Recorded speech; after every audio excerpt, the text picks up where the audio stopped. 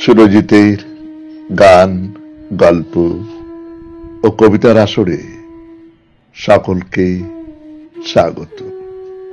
আজ শুনবেন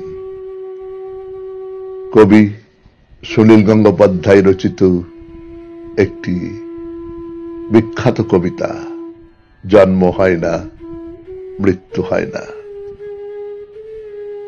আমার ভালোবাসার কোনো জন্ম হয় না, মৃত্যু হয় না, কেননা আমি অন্যরকম ভালোবাসার হীরের গয়না শরীরে নিয়ে জন্মেছিলাম।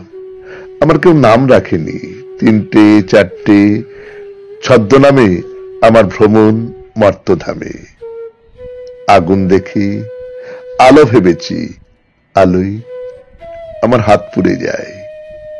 অন্ধকারে মানুষ দেখা সহজ ভেবে ঘূর্ণিমায় অন্ধকারে মিশে থেকেছি।